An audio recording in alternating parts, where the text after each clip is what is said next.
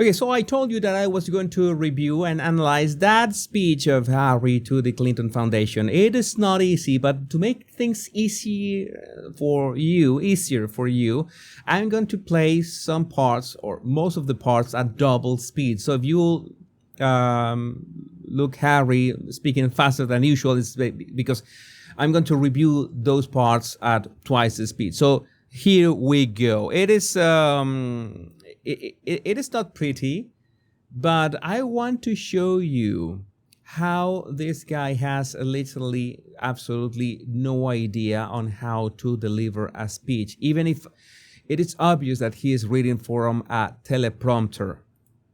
Good morning, everybody. Oh, thank you. In 1957, the Soviet Union launched Sputnik, the world's first satellite, marking humanity's first stride into the vast expanse of space. And then in 1961, we witnessed a monumental achievement as Yuri Gagarin became the first human to journey into space, a feat that captured the imagination of people around the globe. And of course, we cannot forget 1969, when American astronauts Neil Armstrong and Buzz Aldrin made history with the first successful human landing on the moon, a triumph that showcased the boundless potential of human invention and spirit. Over the course of our history, humankind has dared to exceed the limitations of possibility.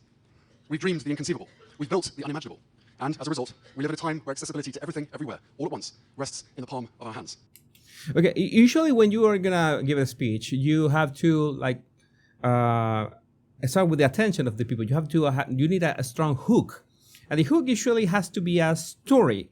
I think whoever wrote this speech went way too broad in the sense of, okay, well, you look like you sound like a Wikipedia article instead of a story. You're gonna talk about the risks of kids and teens on social media. It would have been great if you started with an anecdote of a family who lost a kid or a teen, so we can connect with that emotionally, okay? Because many people have not gone through that, and you want to connect with as many people as possible.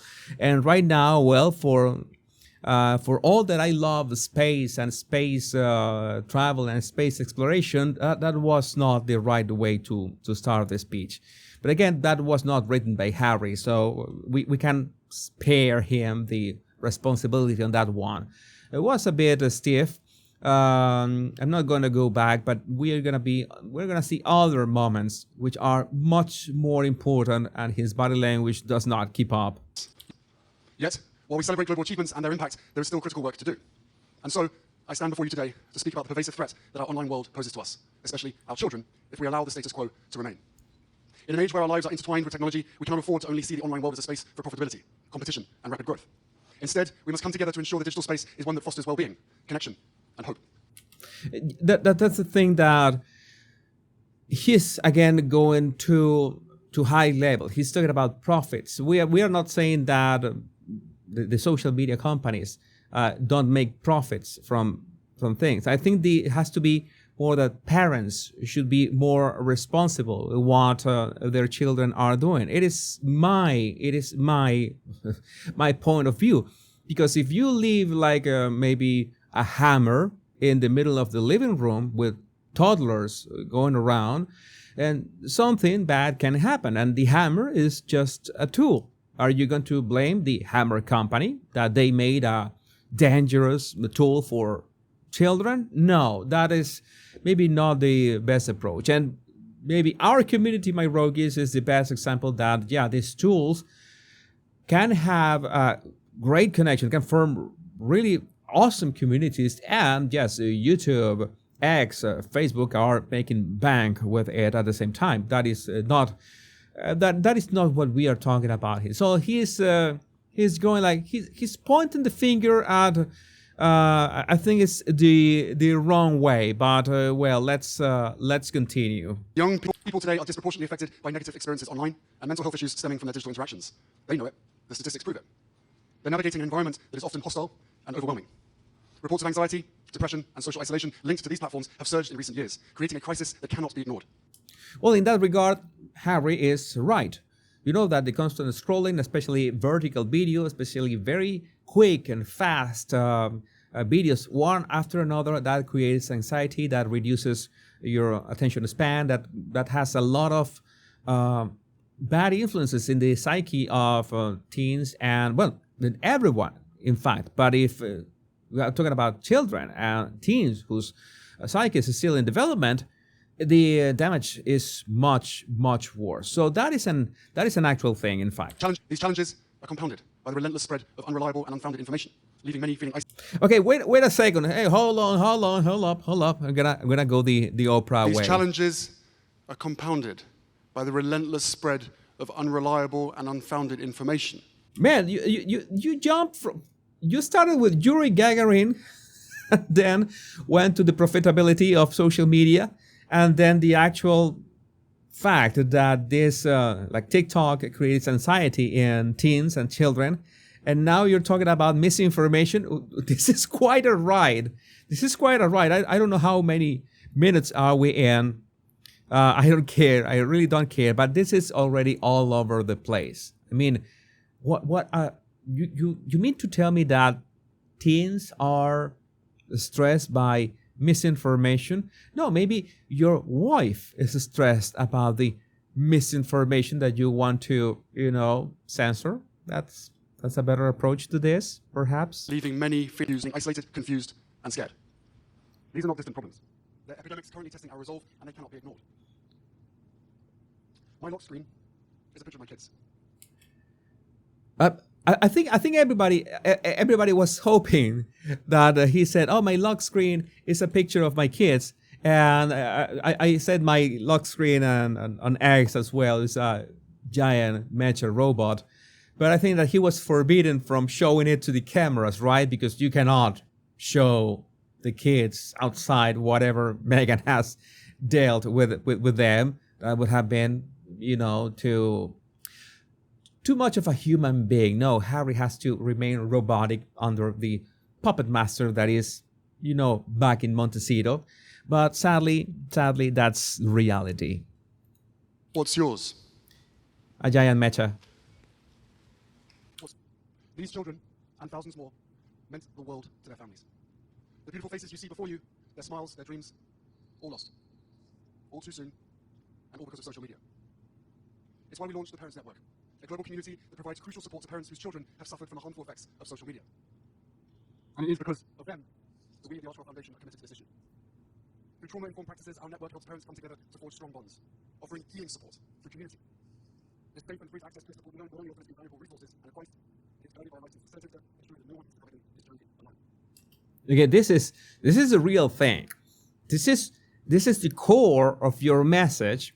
This is what you should be doing. And starting strong with that message from the beginning, not going all over the place with things that really don't matter. This, like, the reason that children have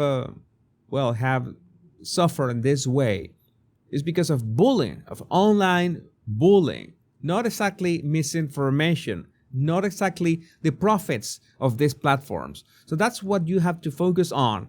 And of course, most importantly, not only have support for the parents and the families that have gone through this, but also a warning for families to prevent this kind of situations. I think that would be even more important. I don't know if later in the speech he goes for that. Our platform provides opportunity for parents to turn their pain into purpose, ultimately changing the very system that's all control. As the digital landscape has evolved, we've seen rising polarization, social unrest, and a disconnect that often manifests itself in violence and fear. What does it have to do with the children? As the digital landscape has evolved, we've seen rising polarization, social unrest, and a disconnect that often manifests itself in violence and fear.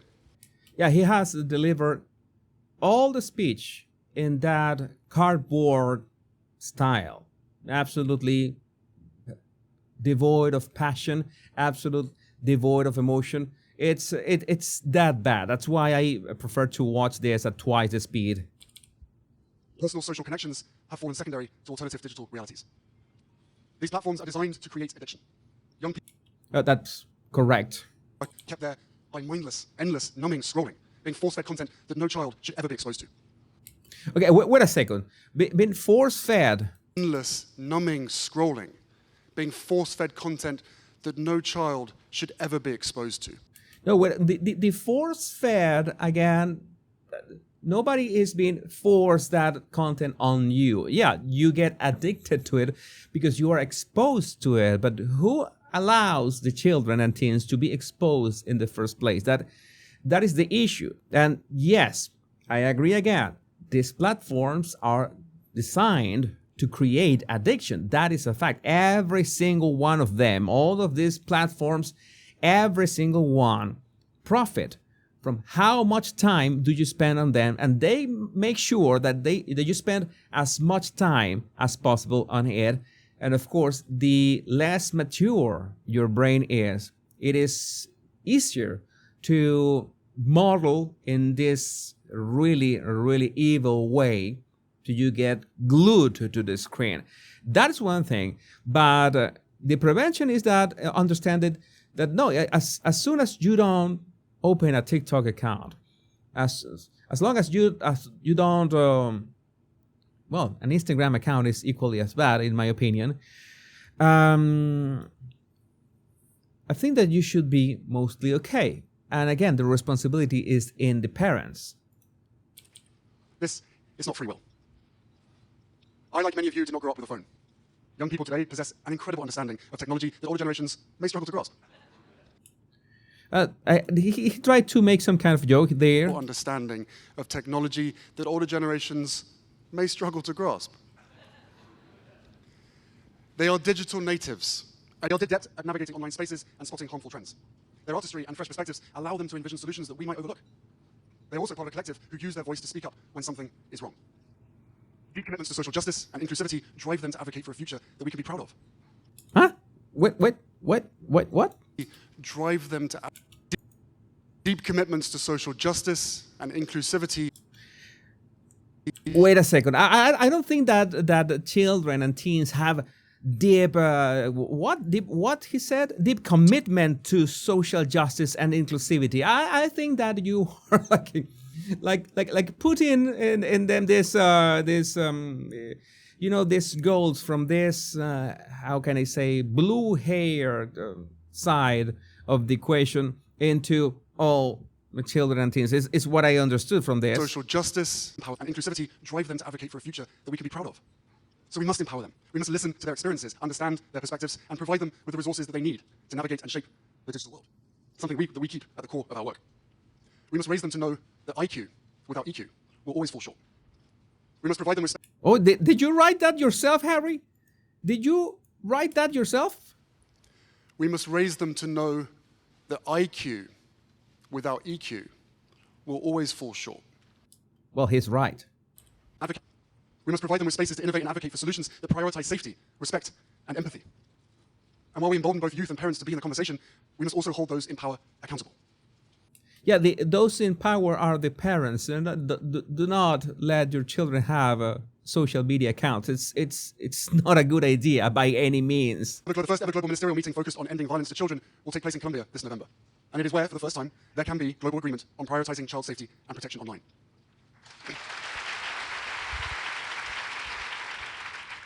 Our laws and regulations are different state to state, country to country. We may have different backgrounds, viewpoints, beliefs, and even access to the internet itself. But the one thing that we can universally agree on is the safety of our children. All right, yes, I agree. So why do the leaders of these insanely powerful social media companies still refuse to change? What do you want? What do you want? This is like when you pick an enemy and to dunk on that enemy, and knowing that the enemy is not going to bite back. The enemy is so big, it's not going to pay attention to you. It sounds, that an empty speech. Oh, so why? The leaders of these insanely powerful social media companies still refuse to change. They are not going to change. That's how their business works. But their business is very explicit. Like, children should not be on those platforms. It is a thing. That's what they do. You have to be like, I think it's 13 at least. And I don't think that 13. I think that the ideal age for social media should be 17 or 18 years old. That you're gonna tell me that it's also a pipe dream that children cannot live without social media, but social media in many ways is not for children at all. At all. Again, it is not the hammer industry. It is not the people that make the hammer. You should make the hammers so they are made of rubber or something that doesn't harm anybody. No, that doesn't make sense. Hammers don't work that way. Just keep your toddlers away from the hammers, or keep your hammers stored in a safe place. Why we still refuse to change? Why are we holding them to the lowest ethical standards? In any other circumstance, a business would commit all resources to fixing the bug. Instead of providing parents with more tips and tricks for navigating hostile environments, shareholders need to demand change. Instead of what? Shareholders. No. For navigating. Instead of providing parents with more tips and tricks for navigating hostile environments. I'm gonna give you a trick, and I'm not an owner of a social media big platform. Just give your children a dumb phone, a dumb phone. You want them to remain connected and be able to call you and send you a message. Nokia 3310, baby, that works like a charm, and you can play Snake as well. Snake rocks. Some say kids will be kids, and well, that may well be true. Kids may get into trouble. I know a thing or two about that. Oh, he made a joke, but notice that his body language did not change a thing. Some say kids will be kids, and well, that may well be true. Kids may get into trouble. I know a thing or two about that. He could have, used his voice, his body language, his intonation, anything to make the most of that joke. We know you're not Randy, Andy, Harry, but you have your fair share of Vegas-themed parties. Maybe not freak-offs, or maybe yes, but you know that we're talking about. You could have been more, passionate, Harry, about your experience. But our kids are being targeted. The harmful effects of social media are made by design. While we embolden both youth and parents, we must also hold digital platforms accountable. Surely, none of us want to live in a world where there is no consequence or accountability. Parenting doesn't end at birth of a child. Neither does founding a company. Whether parent or CEO, we have a duty and a responsibility to see our creations through. If corporations unabashedly lack responsibility, it doesn't mean we should do the same. Their platforms may be under our fingertips, but we have the fate of the future, their future, in our hands. When many in our world today seem to conflate opinion as fact and fact as opinion, we have to work hard to seek and reveal truth. Oh, did he write that himself? I don't think so. When many in our world today seem to conflate opinion as fact and fact as opinion, we have to work hard to seek and reveal truth.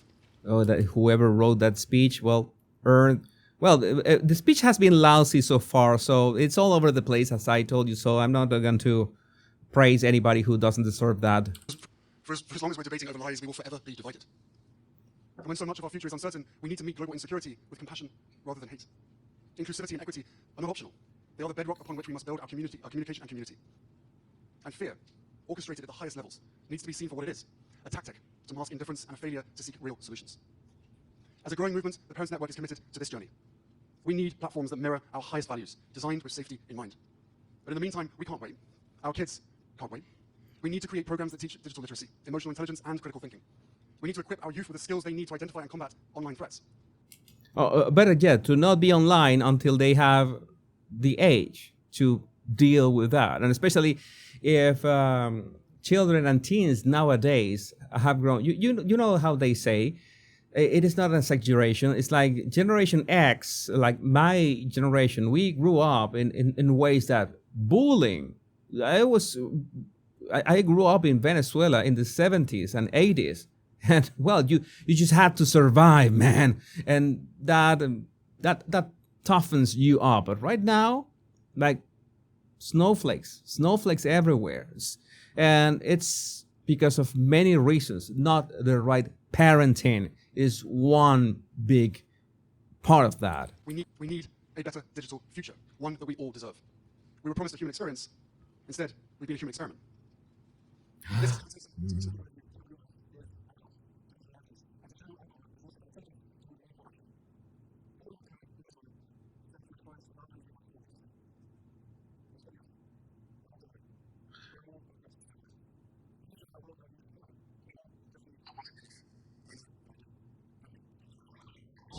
Oh, great, Harry. Not great speech, but at least you finished. That is great. So that was Harry's speech. Now you know my impressions as well as what he was saying.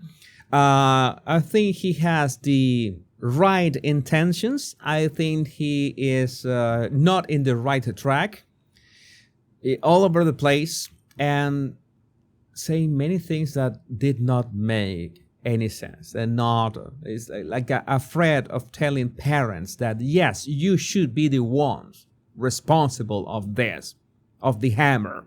But I still would like to know, what do you think about this in the comments? My Royal Rogues, my name is Jesus Enrique Rosas. I'm the Royal Rogue. Remember to download my free 100 body language tips in the description of this video.